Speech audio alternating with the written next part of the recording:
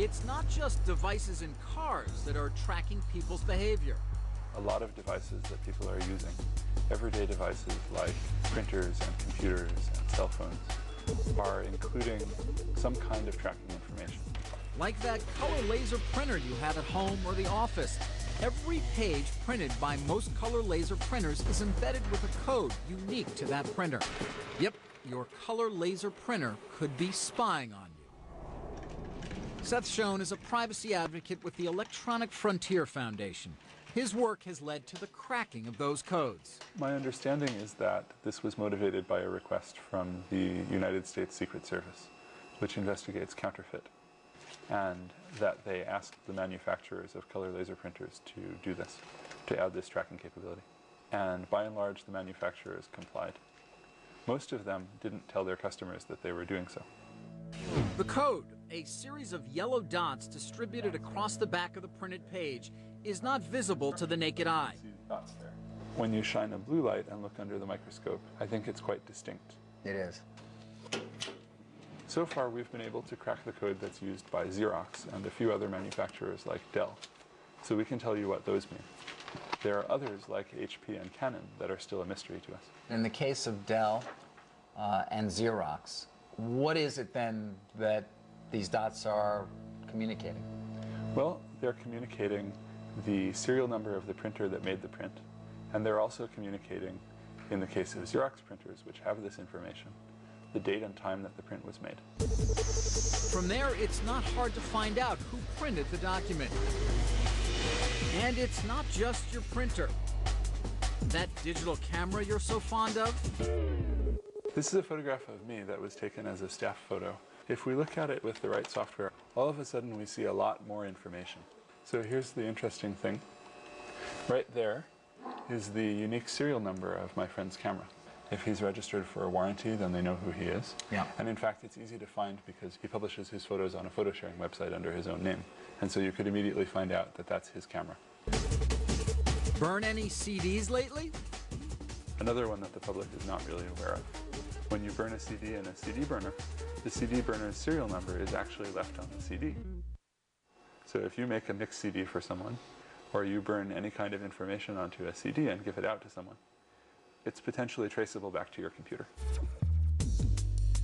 All of this may seem innocuous, but in time, it may not be.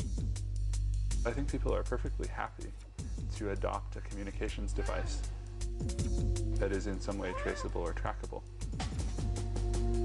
because they think, well, I don't have anything to hide, and I don't use it in a way that someone could track. And then lo and behold, technology advances. They sign up for all kinds of services. And they're using that technology in a way in which things are exposed and things are trackable that they hadn't anticipated.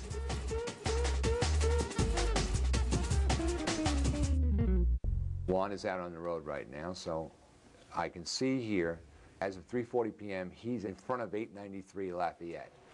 Here's the radio. Howard Boyle, the president of this rather low-tech looking fire sprinkler installation company in Queens, New York, knows exactly where his employees are during the workday. Okay. Their cell phones, like many wireless devices, contain a GPS chip, which allows Boyle to use a software program called U-Locate that does just what its name implies. He's doing 11 miles an hour. I could go and see where he is in transit. He's heading down that road, back to the shop. This is exactly where he is right now. Right. Where has he been? He was at a job site that I told him to go to, which was 866 Eastern Parkway. He was on that job site from 2:44 p.m. to 3:30. Okay, you're going to check the fire pump, right? Boyle says he's never told his employees they're being tracked, but he suspects they know, since Boyle has an uncanny ability to know exactly where they are or where they've been. Boyle's software can tell him the minute-by-minute whereabouts of any employee for months back. Did you think about telling the guys? If I thought it was a privacy issue, I might have. It's not a privacy issue. They're on the clock. They're being paid to be in places they're supposed to be. They have a route. This was just a simpler way of being able to know that they are basically doing what they're supposed to do and have the confidence that we're not cheating our customers. Many other businesses that employ mobile workforces, be they Roto-Rooter or TV stations like WABC in New York, use technology to track their employees. Jim Joyce is the vice president of the National Association of Broadcast Employees and Technicians. He says when WABC installed GPS devices in news trucks, union members were rattled. We were concerned about privacy issues and how this information might be used to monitor the employees in a Big Brother situation, that they would use the device to monitor and criticize routes that our ENG drivers took to get to stories, how long it took for them to get between assignments, the frequency and duration of personal breaks. It isn't just at work. If your personal cell phone is on, even if it doesn't have a GPS chip, you can be tracked. Kevin Bankston is an attorney for the Electronic Frontier Foundation, a nonprofit that defends civil liberties from the encroachment of technology. Many people don't realize that whenever your cell phone is on, the cell phone company is receiving information about your location, in many cases quite detailed information.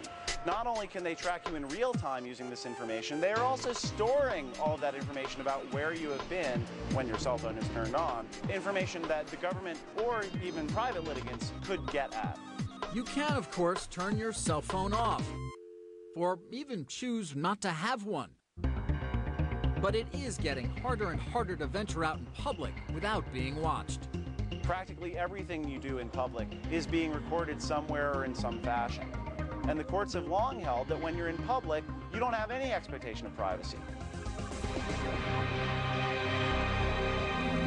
This is our back dining room, and we have 2 cameras at opposite corners. And I can pretty much see that most of the guests there look content. Stephen Lafredo is the owner of Jovia, a high-end restaurant on Manhattan's Upper East Side. The 11 cameras placed strategically throughout Jovia let him constantly monitor his staff and customers, even when he's not there. I have the same software loaded on my personal notebook computer, so I can pretty much watch what's going on here from anywhere. If I'm on vacation, if I'm away on business, I can really see what's happening in the restaurant. Now, when you're looking at the screen, where are your eyes drawn typically?